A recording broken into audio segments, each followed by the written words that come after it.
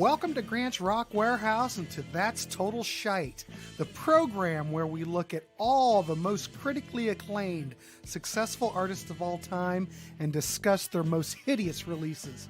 Today's victim is The Clash's 1985 album, Cut the Crap.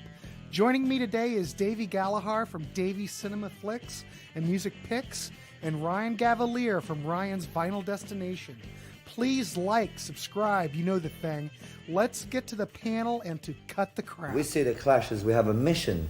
You know, we have to bring rebel rock to the same, to be bigger than music that has no meaning, such as, say, heavy metal or make-up music from England. You know, we see that rock and roll is the only medium that young people are looking at or listening to or tuned into. So how can it just be abandoned to meaningless things?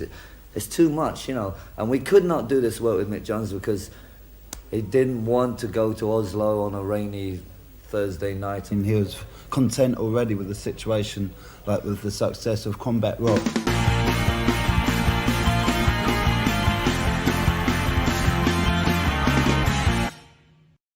I mean, what are you going to do if Mick Jones doesn't want to go to Oslo? You kick him out of the band. Right? There's other reasons. We know that Joe's been a little coy there. But hello. Damn it, Davey, you kick him out of the band. But all I'm going to say with the Clash Cut the Crap is, oh my God, do we miss Mick Jones on this record? Oh, yes. Right? Oh my God. Yes, we do. Yes, we do. So I want to welcome Davy Gallagher and Ryan Gavalier tonight, where we're going to deconstruct. Well, it won't be hard. The Clash Cut the Crap from 1985. So if anybody has paid attention to this series, this is where we take bands that are critically acclaimed. They've sold a lot of records, but they have that one record that is just, shall I say, crap. And then the critics will, back us up on here. Rolling Stone Record Guide gave this record 2 stars, 2 stars too many. But I'm throwing it out there. But let's start out with the panel. Like I said, I want to welcome Davy and Ryan to the show. You guys have seen these guys before, so we've already introduced them. But Davy, do you want to start us off on this masterpiece of a crappy recording? Sure. So I think right. Joe summed it up quite nicely there by talking absolute bollocks. I mean, what did he say? What did he actually say that meant anything? Rock and roll it's come back. In what way? In what ways? What have you done here, Joe? What's this? Mick Jones just wanted more combat rock. Right, okay, I am actually with Joe there. Combat rock to me. And here's our Clash box set, right? Here's your Clash sound system. And it's cool because you can walk down the street and go, all right? Like a Clash fan. Well, I don't know what just fell over, but I want to see you walk down the street with that Clash box set. It's fine. It's fine. That'll be the least weird thing that I do in these streets, okay? So this box set was compiled by Paul Simonon and Mick Jones, okay? And what did they do? They included absolutely every studio recording of The Clash, except for Cut the Crap. It came out after Joe died, and they pretended this album doesn't exist. They just completely obliterated it. Now, for better or worse, this album came out in 1985 under the name The Clash. So I said, fuck you, Mick Jones. And I put in my own copy of Cut the Crap. Was there room for it? Yeah, it's like somebody intentionally, and they're all in these lovely little digipacks that recreate things. And London Calling's been put back into a double CD to make it more like an LP length and blah blah blah. Sandinista. So it goes everything up to combat rock. So we leave combat rock in 1983, and it's a bit. We always seem to have this culture clash. Culture club. Yeah. Hey, that's what he was talking about there with the makeup bands. That's what he meant. Right. So we always have this kind of culture clash where London Calling is the album that completely broke them in the UK. They own the UK with London Calling. It is everywhere. It is an anthem. In the US, not so much. It takes combat rock. It takes another few years for the Clash to really cement themselves. And Mick Jones starts to really like having the Shea Stadium gigs. Mick Jones really starts to like the attention of New York supermodels. And if you've seen Mick Jones, there's a reason why he probably quite enjoyed that, because I can't imagine he would have got on his own merits. He's got not much personality either. But you have to give Mick Jones credit. He is the musician of The Clash. It'd be like kicking Steve out of the Sex Pistols.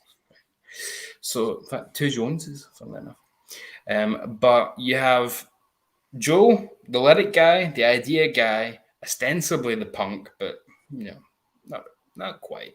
And you have Mick, who's much more musical. And then what happens? They have a little bit of a tough time post Sandinista because they lost an absolute fortune. They doubled it down on doing a treble album. What happens? It doesn't do as well as London Calling. And the record company are saying you owe us all sorts of money. So they go back to their old manager, who is, wow, what a character indeed. It's Bernard Rhodes, and he's someone who's going to come up quite a lot in discussion of this, because Bernard Rhodes was their manager. He was very much the Malcolm McLaren for this band, just like Malcolm was for the Sex Pistols. Yeah, Literally, he was friends with Malcolm McLaren, and he had also discovered Johnny Rotten. He was the guy who sent Johnny Rotten to audition for the Sex Pistols, Bernard Rhodes. So they're all in this kind of scene of, yeah, they're punks, but it's a little bit plastic punk. But it's fine if the music's good, don't care. And then you get to 1983, and he has put them back on track with combat rock by saying, don't be too angry. Remember your pop hooks. Remember anthems. Remember stadium sounds. And that works. They start playing Shea Stadium, for goodness sake. That would never have happened if they kept going the way Sandinista. I mean, Sandinista is a brilliant album for sheer excess and bloated nonsense, but it's a hard listen even for a Clash fanatic. Whereas London Calling is, to me, a masterpiece. So are the first two records. I think the first three Clash albums are all 10 out of 10 in completely separate ways. But Bernie says, Mick's being a bit of a, he's really causing a lot of trouble, and he really does like that whole synth sound, doesn't he? It's almost like he's taking over the band, Joe. You should maybe think about. So their seeds already have been kind of sown, but that has happened anyway because Mick's acting the big head. So I'm not saying it's all down to Bernie's actions. Joe was already kind of thinking, you're not a punk anymore. You don't live up to the ethos, the socialist ethos that the Clash were kind of espousing on stage every night.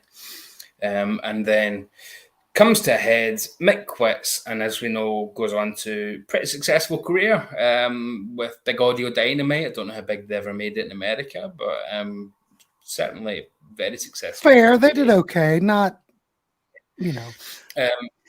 you can hear in tracks like E = MC Squared that you can hear exactly the kind of synth pop sound that Mick was more interested in, that Joe wasn't interested in. So Joe said, I want to go much more back, as he said in that interview, to the rock and roll roots. Hooks up with Bernie, and Bernie says, okay, let's recruit new guys. They chuck Topper Headon out the band completely because he's on heroin at the time and he's unreliable. Sad, but these things happen in rock. It happens, Yeah, so I'm not going to mock that decision at all because it was a tough decision all around, I'm sure. And Paul Simonon is still in the band, but he's not on this record at all. Paul was completely replaced. So Paul is not on this record. He's in the Clash, but he's not on this album, not once. Why do you? I'm just curious, but why was that? Do you know? We'll get into that in a second, yeah. So they make the album, and they start playing the songs live, and they're picking up a little bit of steam. They're playing small street gigs. They played here in Glasgow. There's still a plaque up like a kind of homemade play. The Clash played here just outside a pub. And they were just playing in the streets, and just word of mouth would spread and people would turn up, and they would play these new tracks that people were getting really excited over, really quite excited over tracks like This Is England, We're the Clash, etc., etc. So they were getting a little bit, hey, the Clash are back and they're angry, But it was only at that stage Joe Strummer and Paul Simonon, and then a couple of new guys who were recruited. Vince, oh God, I can't remember his second name. But his name was Greg something, and he had to change his name because Paul Simonon refused to play in a band with a guy called Greg. Well, one of the most bizarre little footnotes ever. So they recruited, these two new guys were recruited into the band. And they are not on the record either. They're not on here.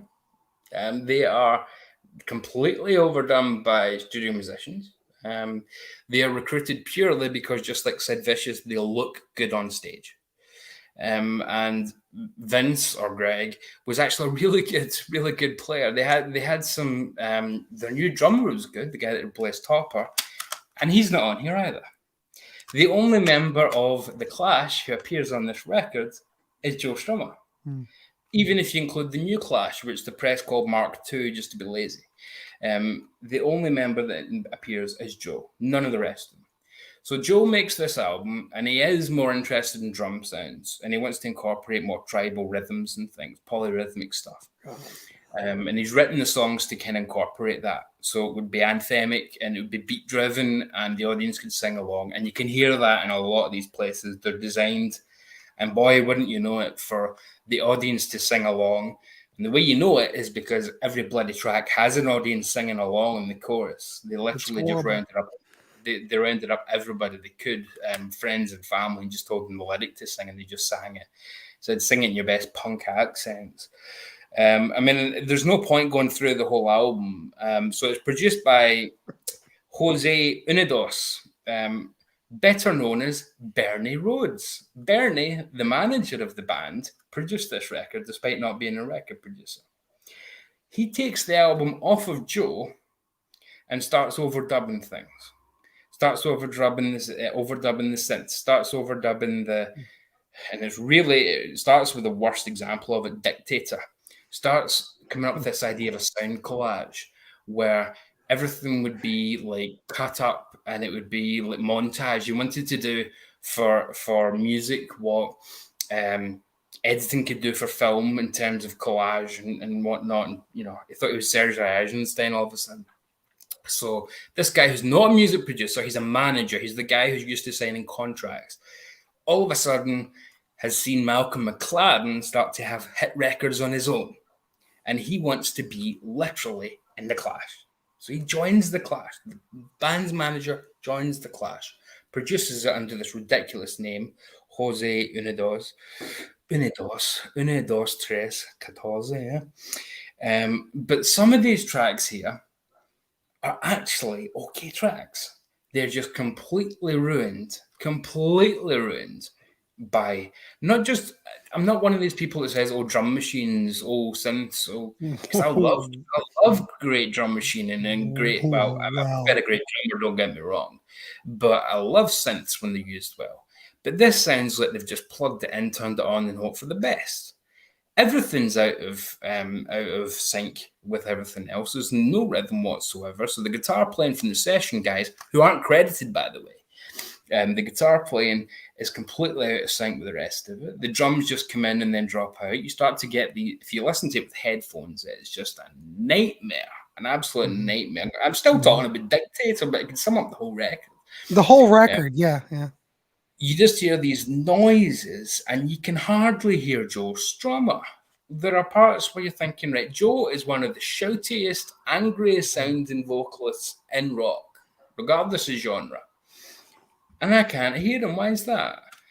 And Joe's, let's be honest, he's not the most easy to understand, shall we say. He's, when it comes to pronunciation, I don't think his elocution lasted very long when he went to those. But it's very difficult to understand what a lot of this is lyrically. And that's a real shame, because in a couple of tracks, and I'm going to specifically go back to This Is England, it's one of the best protest songs the Clash made. And you maybe wouldn't know it. It's the best track on the album still, but you wouldn't know it if you only listened to the production of this whole record. This Is England is a great anti-Thatcher, what is this country, pretty much selling England by the pound, but for the punk generation rather than for the prog generation. It's a lament for a lost England and what they've done, what Thatcher's done to the country by the mid-80s, where youth unemployment was through the roof. And there was just nothing for anybody out there. There were 50,000 people sleeping rough in London, while the rich get rich and the poor get poorer. Not terribly dissimilar to 2:00 this afternoon.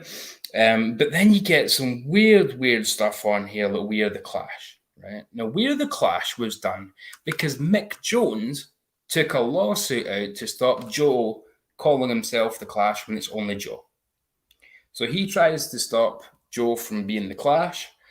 Joe says, well, if you're not in the Clash, how can you stop us being the Clash? The Clash is whatever I say it is. So Joe comes up with We Are the Clash just as a fuck you. To say, no, whatever I say is the Clash is the Clash.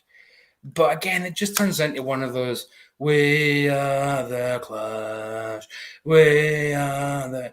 It sounds like a parody of what people think or thought punk would have been, not even a couple of years earlier, but 76-ish maybe, something like that. Yeah. It's just loud, obnoxious, what's called oi punk, if you're familiar with that term. That's an underground punk scene where they would say Sham 69 were part of the very start, where it was a very skinhead based culture and they just wanted to shout things. They just wanted to shout along, and everything was designed for that kind of boozy sing along, and that's why it was called oi oi oi, right? So oi punk. But again, there's a couple of these tracks here. 3 Card Trick, a good track. You know how I know that? Because I've heard a demo for it. I've heard a live version of it. This sounds completely oversaturated bullshit nonsense. With drum machines and synths that have got nothing to do with anything. Joe didn't want them. The band aren't even there. It is entirely driven by Bernie Rhodes. Bernie is the mastermind of this. He thought this was the new sound of rock and of punk. And then you get embarrassing tracks. I mean, Finger Popping might be the worst thing I've heard here. We're the Clash is up there, but at least as a fuck you to say like, yeah, whatever I say the Clash is the Clash. I kind of like that kind of defiance.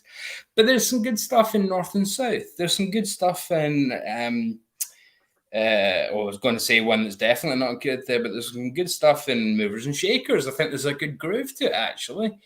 And you'd find that if you heard the live version with actual drums on it and an actual bass on it, instead of just this annoying, muddy, slush crap. So the album wasn't even supposed to be called Cut the Crap. Joe didn't want that title.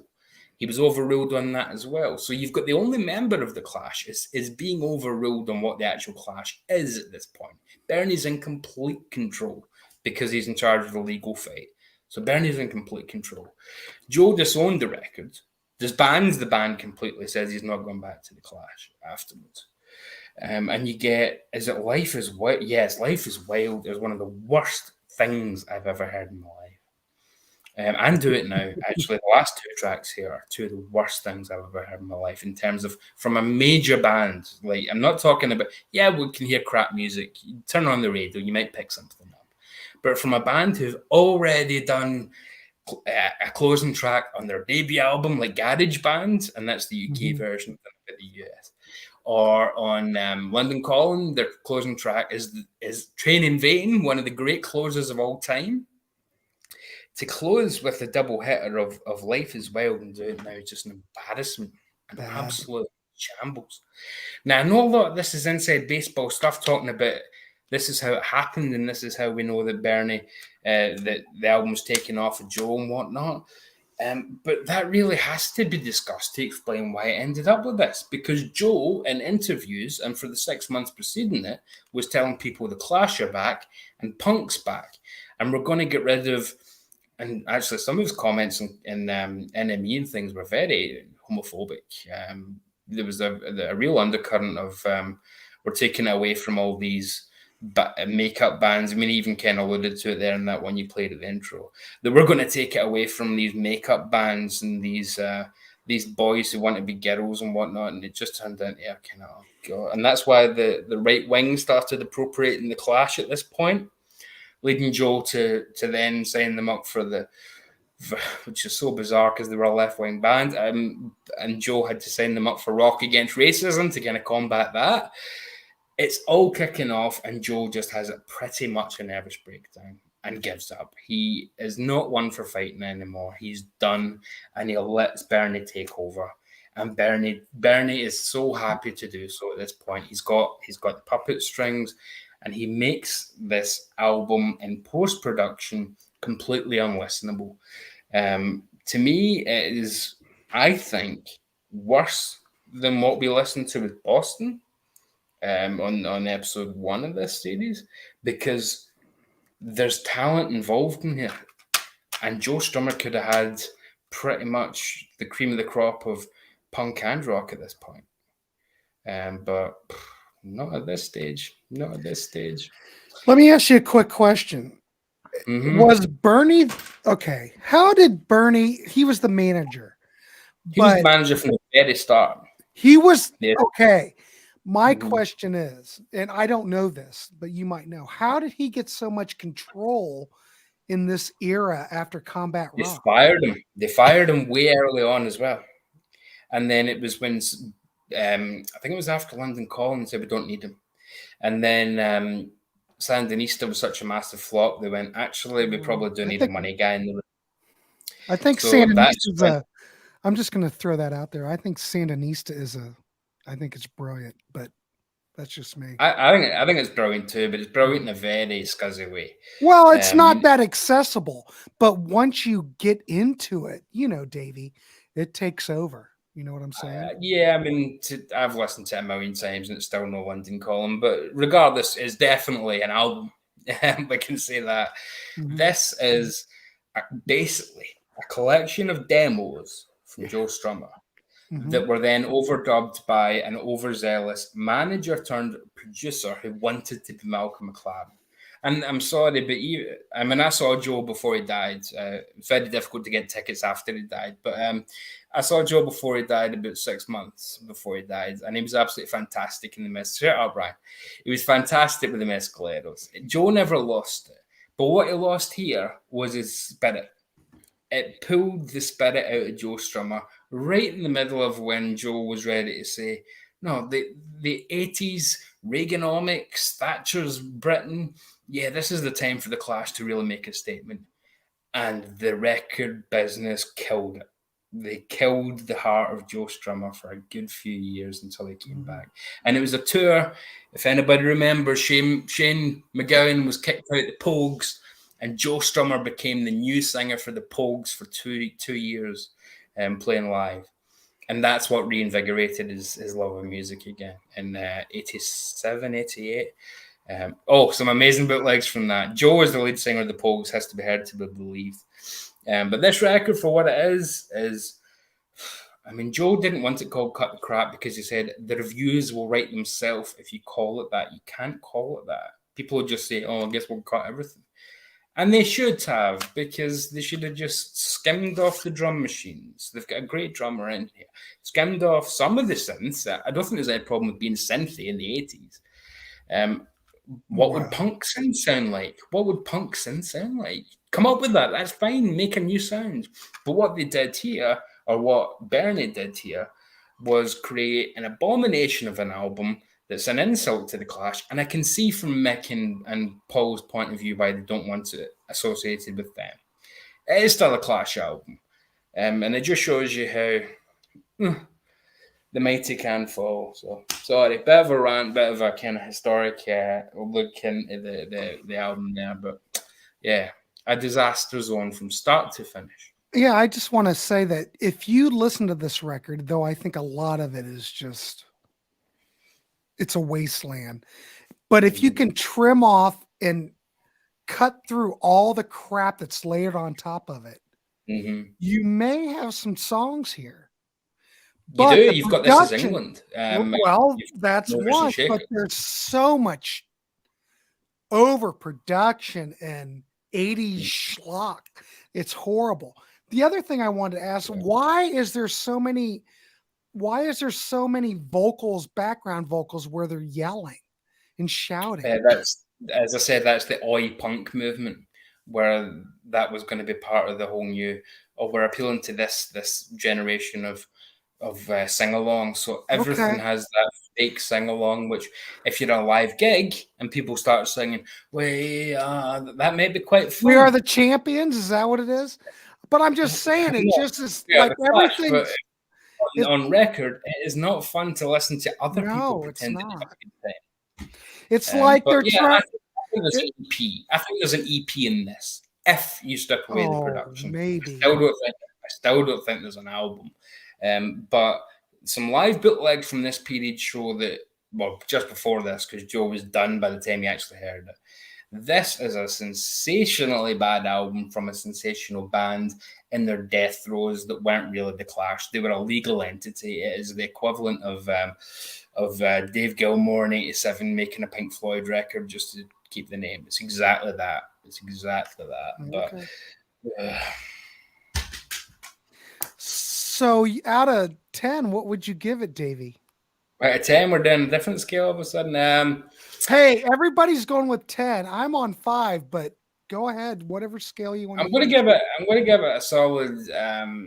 Well, for all using their own scale, I'll go for 10 out of 100. So that's a 1 out of 10. No. To be fair, I think there's a 2. If I say there's an EP in it, even if the production has to be altered, I think 3 stars. I'll go 2.5 because there are 2-3 tracks here where I think, yeah, I've heard them live and they're fantastic. They get the crowd going and they're punky as hell.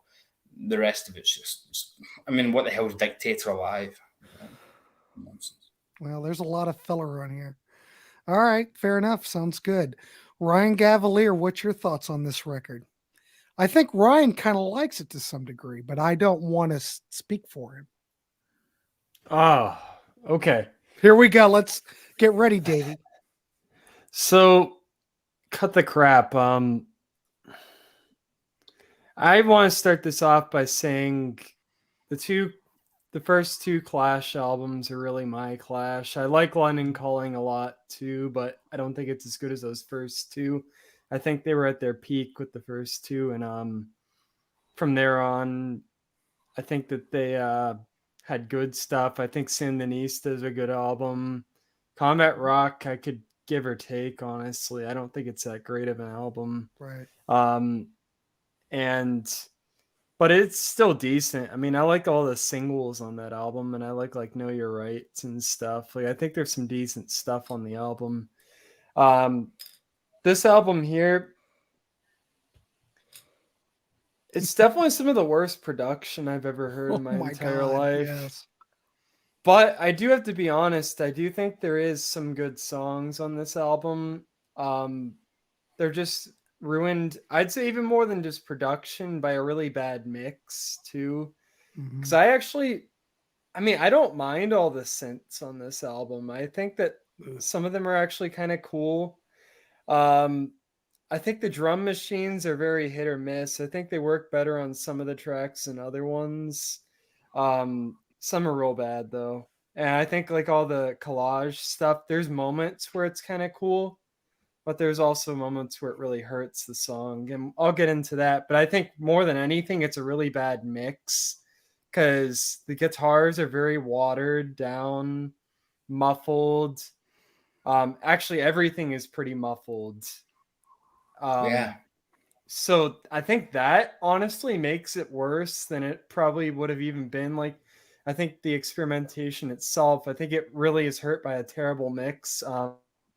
And also all the shouting stuff. I think there's a couple tracks where I think if they did that on 1 or 2 tracks, it would have been fine. But the fact that it's across like the entire album is kind of a annoyance for me, because I've done it before. Oh yeah, they did it on like Yeah. Garageland. They did it on Death or Glory from London Calling, stuff like that. Yeah, like I think it's fine on like 3 Card Trick. I think it's all right on Cool Under Heat. North and South, it's kind of cool. This is England, but like that's all I would have done with it. I think like some of the other tracks, I definitely wouldn't have had it. Probably wouldn't have had some of these tracks on the album at all. But let me just start off first. I think the biggest issue with this album is the mix. I like synthesizers a lot. I'm more in the mic camp there. I really do like them. I'm actually buying one in a couple weeks, and I just recently bought a drum machine too, so I'm not going to knock on drum machines. Like, Yeah, but we're I not think knocking the instrument the way they're used. yeah, the Wow. way they're used. Because Yeah. I'll say, as someone who produces my own music, I know there's songs where you want more of an acoustic drum sound. There's other songs where a drum machine could work if you're doing like electronic, new wavy, synthy type of stuff. But like some of these songs shouldn't have had them. Let me start off with Dictator. I think this whole song is kind of a mess. You have way too much Yeah. of the sampling stuff. Like I think at moments it's cool, but I think for the most part it's just like, what the hell is this? Especially with that mix, because you could barely even hear what's happening. You just feel like you're in like, you literally just went inside like a mental asylum or something. That's what that song feels like to me. Yeah, it's horrible. But yeah, so I'm not even gonna go give too much time to that piece of shit because there's other songs. And the funny thing is that they open with this record. Yeah, You know, they open with the worst Dictator song. opens it and it's absolutely hideous. I'm just saying. It's the worst song on the album, and they Worst, started it I off agree. with it. Mm-hmm. I mean, I know the lyrics are kind of political here and kind of like angry and stuff, but they put it over a terrible song. Mm-hmm. Dirty Punk, aside from a bad mix, is actually a pretty. I like this song. It's Davey, just a did you nice. throw up? You all right? It's just a nice three chord punk rocker. It rocks. It's mixed terribly, but it's a good riff on there and stuff. It rocks. I'm fine with that. But he's just saying, I want to be a dirty punk. I want a new. Is it a new Chevy? And I want to go up the boulevard. It's like, what the hell are these lyrics? Well, what dirty punk wants to go up the boulevard in the new Chevy? What's going on? It's a simple, stupid song. I don't really care about the lyrics. I mean, honestly, well, that's all Joe is. I can't even understand what Joe's saying half the time. But well, he's buried in reverb. Riff. You can't. It's hard to decipher what he's even talking about at all. Yeah. No, Ryan's right. The mix is so bad. Yeah. Joe could be singing halfway up the street. Mm-hmm. Yeah, but like I said, a riff here. It's actually kind of cool. I mean, it has a good groove to it. The song "We Are the Clash." First of all, I think it's kind of funny that they had to tell the audience that they're the Clash, because obviously this album sounds nothing like them. It's like, but guys, we are the Clash. It's okay. Like, no, fuck, shut up. Like, it's like, I hate when bands have to do that. One member. I hate when bands have to do that kind of like self-aware crap, like put themselves in it, or they say, "Oh, we're a rocker," like, and stuff like that. I think it's so hey, hokey. with the monkeys. Like actually sing about something. Don't sing about stupid shit. But like, this also has one of the worst choruses, but the "We Are the Clash." I hate that kind of gang vocal stuff unless it's used right. But it honestly is why I can't really listen to a lot of hair metal stuff. It's why some punk can be pretty annoying to me, because it just sounds sloppy and stupid. I mean, it can be used right once in a while, but we're seeing a trend where it's basically this album and it's like, shut up. It's like, overused here. Are you ready? I don't hate. actually. I kind of like the synth stuff on it. Like I kind of like Oh, that kind I of hate stuff. it. It's weird. Yeah. Yeah, well, I like weird stuff. So like it's not really a great song, but I do like some of the experimentation there with the synths and stuff. Um but once again, it's mixed awful. So you can barely even hear that shit. It just sounds more like I don't know, like the batteries of like a keyboard are dying or something. But like I don't know, like you know, Well, see, it's that's more I the don't know. issue than there's synths on it and there's drum machines on it. There's people who don't know how to use synths and drum machines operating this stuff. That's Well, the problem. that's true, because if you listen to look at the drum machine that opens Dictator. Obviously, whoever programmed Bernard does not have any idea how to use it. They could at least contacted Prince to come program the drum machines. Because as Would you far as like to be I'm an concerned, engineer on our Clash Prince records? Prince was the master. If you listen to the Prince's work, and you He was a guys bit busy know, in 1985 though. I know, but who else would you want to program your drum machines? Because you My have to granny. admit, Well, you Prince don't need was all over it. So at least hire somebody who knows what they're doing. That's all I Yeah. I'm gotta not sure you say. need. I don't think you need Prince, but it's 1985. It's not as if this is like 1979 and all of this stuff is completely new and people are pressing buttons and going, "What is this?" This is 85. But it sounds that way. It sounds like 1979 'Cause drum Bernard machine. didn't know what the hell he was doing, and like I obviously didn't go into the backstory because Davy enlightened us all with it. But I kind of feel bad for Joe Strummer on this because he really did get screwed over Well, by he got Bernard. fucked big time. Yeah, Cool Under Heat though. I think it's a decent track. I don't know. It's not real memorable, but it's also listenable. I think it's a little less brash than some of the stuff we've already heard. I actually like Movers and Shakers for the most part. I think It's once incredibly again, small. Davey said It's there's a got good potential. It's got groove. potential. I'm kind of okay with where it's at. I mean, most music at this point sounded kind of crappy, in my opinion. But like, I don't know, like this is extra crappy sounding, but it's a decent song. I don't know. It's got a catchy riff to it. It's not horrible. I don't know. It's like it's not really memorable, but it's kind of catchy when you're actually listening to it. This Is England I do like as it is. It's the best track. Best track. I think I like the little synth lines on this song. They're actually not like excessive. They're kind of nice little pumps on the keys and stuff. It's like they kind of add to the chorus and like the overall vibe, which is kind of a deeper type of song on the album. It is a protest track, but it's kind of like a little bit more mellow feeling. Yeah. The shouting vocal or like the group vocal kind of shit on here, not great. But I do kind of like Joe's verse on this. Yeah. It's really flawed. Like obviously Joe doesn't have a good voice at all. Like he has a terrible voice, but I like it.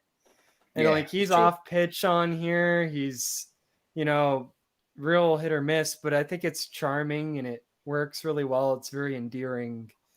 Yeah, I definitely think that's probably my first or second favorite track on this album. Which would be along with 3-Card Trick, which I think is really cool. This is like our closest to like a reggae type of track that we get on the album.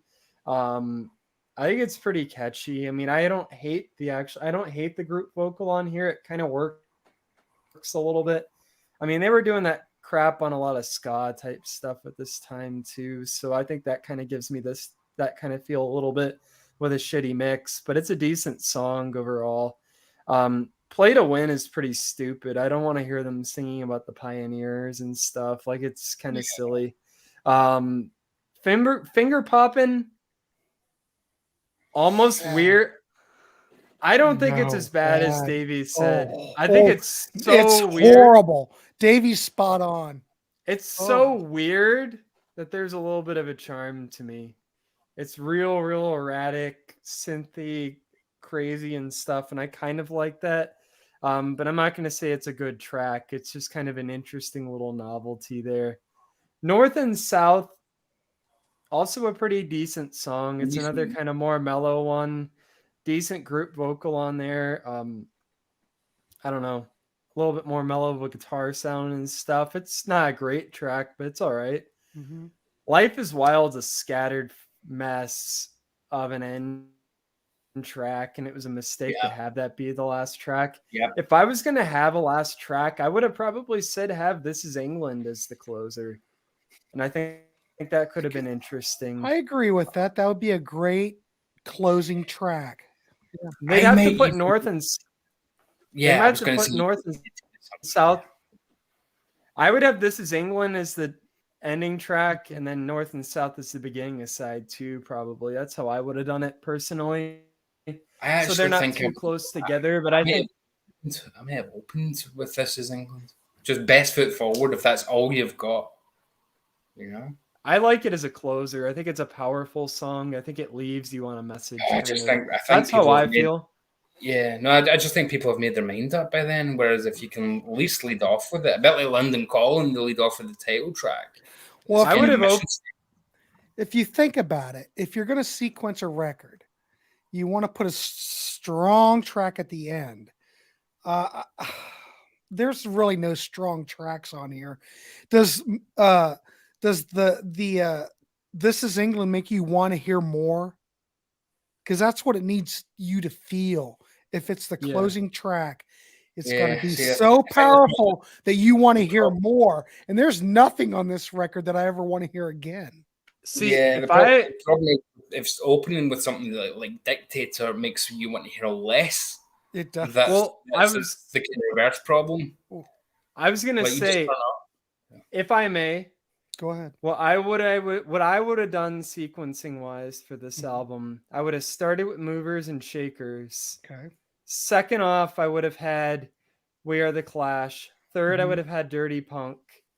Fourth, I would have had Are You Ready As It Is. Fifth, I would have had Cool Under Heat. Take Dictator completely off the album. Second side, I would have had North and South open side 2, then Theory Card Trick. Then I would have Finger Poppin'. Then I would have Play to Win. End with This Is England. Take Life is Wild off completely. So just have it be 10 tracks, probably about 32 minutes. Just change the sequencing a little bit. The production would have still been a miss, but I think it could have been a bit better too. Because today I'm going to give the album, actually, I'm going to agree with Rolling Stones. I'm going to say 2 out of 5 or 4 out of 10. I think the production's really bad.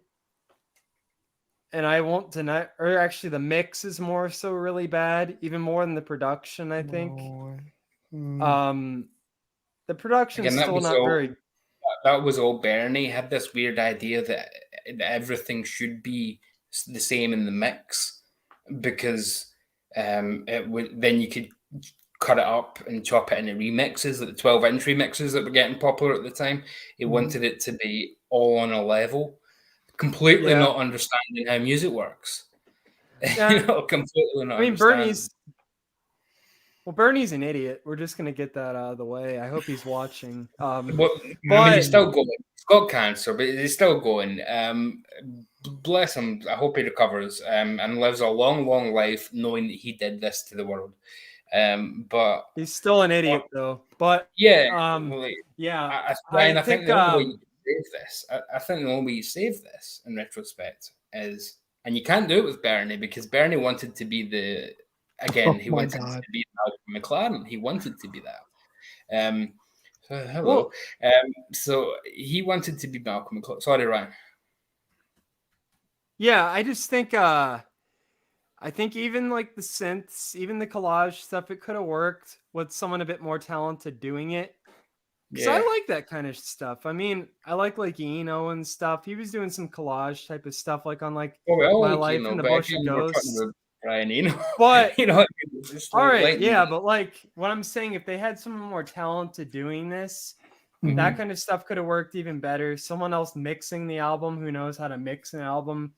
But as it is, I'm still going to give it a 4 out of 10 because I do think that I would say probably over half of the songs are pretty decent tracks still. Like I don't think that I think the actual material itself for like the songs that Joe wrote are pretty decent. I mean, they're still pretty bottom shelf Clash, but like I don't think they're terrible.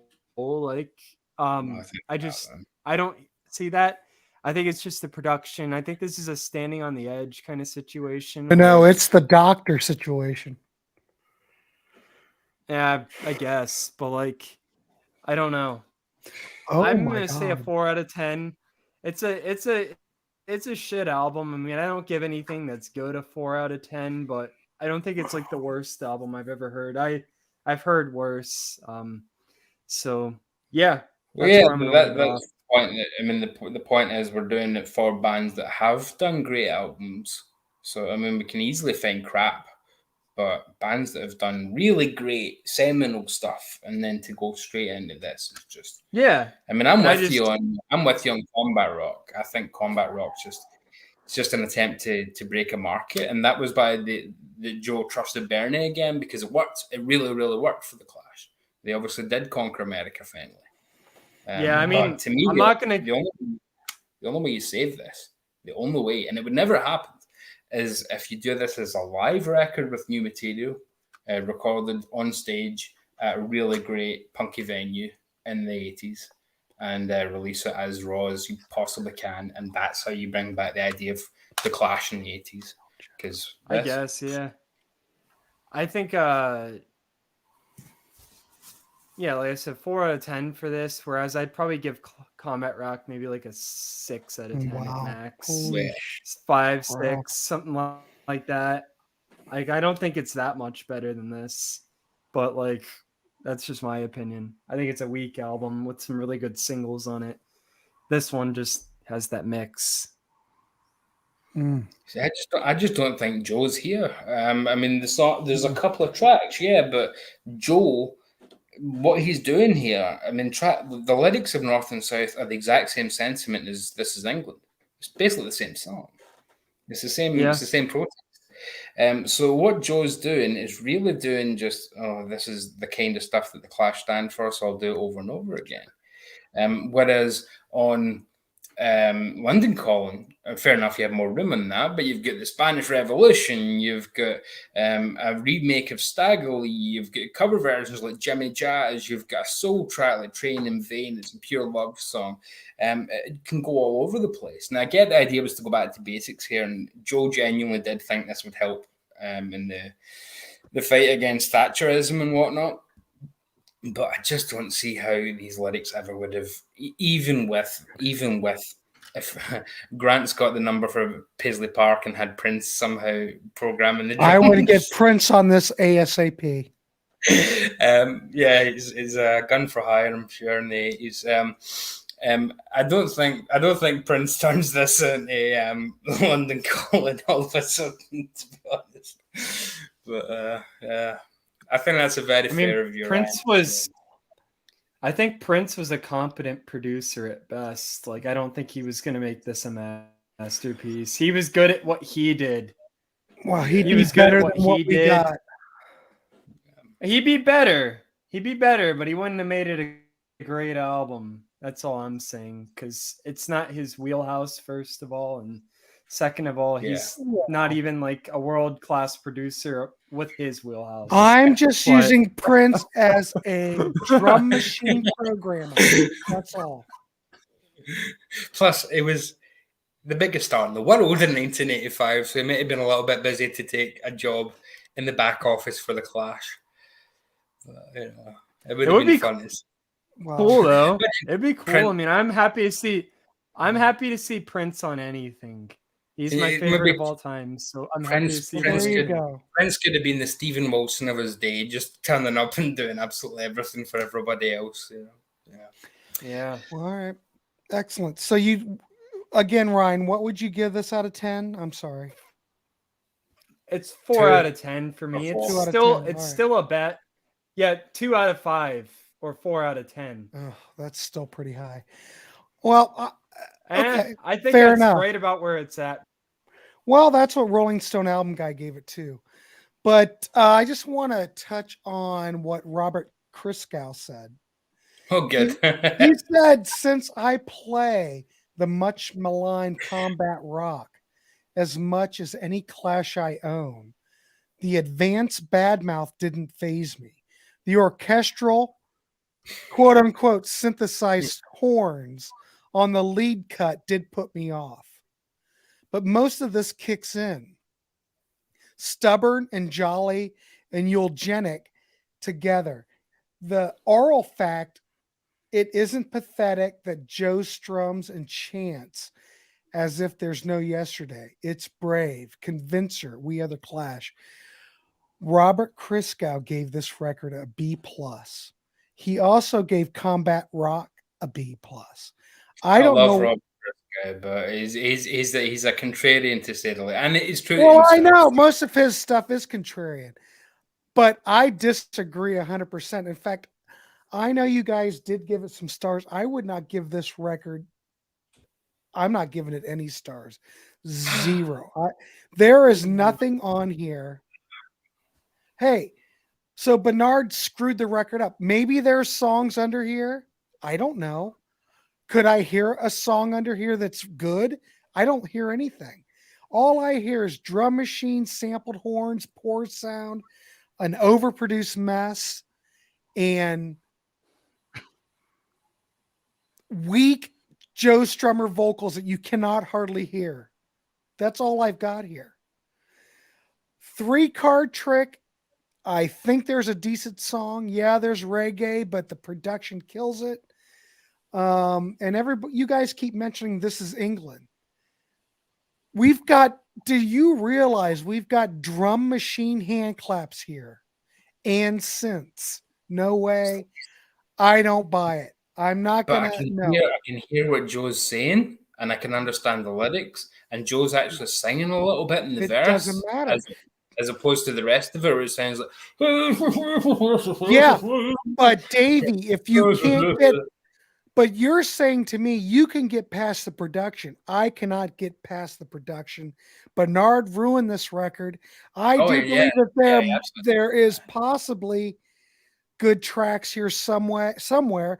I don't know where they are, but this record could use a remix. Hey, if we remixed it, maybe there's something good on here, but I never want to hear this record again.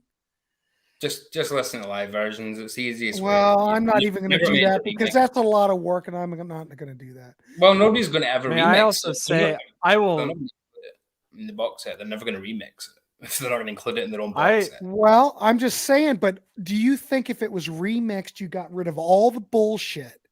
Mm-hmm. We've got a 3-star record here. We got something decent. It's possible. No, I don't think the songs are there in the first place. As I said, I think it's a bit. But I do think there are some songs here somewhere. But I think Ryan's right, where some of them are so much worse than others that it's a bit like if a serial killer buried loads of bodies. A good serial killer does it 20 feet below, so they're very hard to find. Some of them are nice and close to the surface for us in this investigation. This is England. You don't need to dig very deep at all to find the good stuff, which in this case would be the bodies of dead people from a serial killer analogy, but never mind that. So you only have to scratch the surface to find the good stuff in This Is England, whereas the rest of it, some of it, you would have to dig so deep you'd be in Australia. Yeah. Can I also make it clear I'm never listening to this album again? Oh, either. I've never. I reviewed it for what it is, but I have no desire to ever hear it. I mean, I barely even listen to The Clash in general, let alone listening to this, honestly. But yeah. Well, all I can say is this makes Cheap Trick the Doctor look brilliant compared to Cut the Crap. I'm just saying. This is a horrible record. This is not my Clash. I'm just saying. It's not anybody's Clash. That's the problem. Even the guys. Well, right. The guys that were recruited for this album, weren't on it. So I mean, it's nobody's Clash. Joe performed one track live ever in his solo career. Guess which one? Ever. Just take a guess.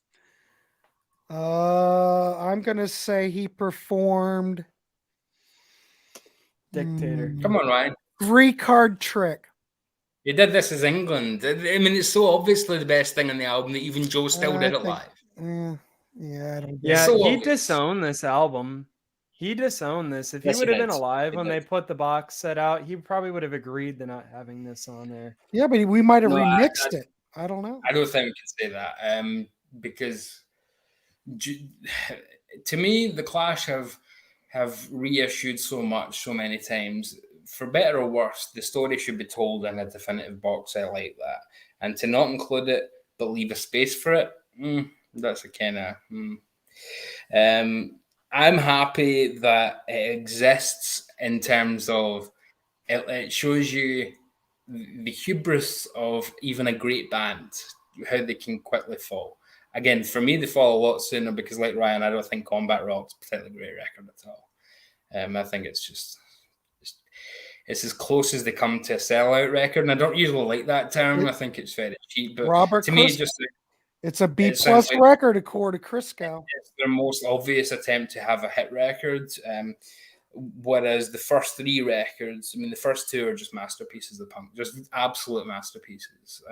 One of the few cases where the US and the UK versions, both masterpieces, regardless of what order they're in. Give Them Enough Rope, genius, absolutely amazing follow-up.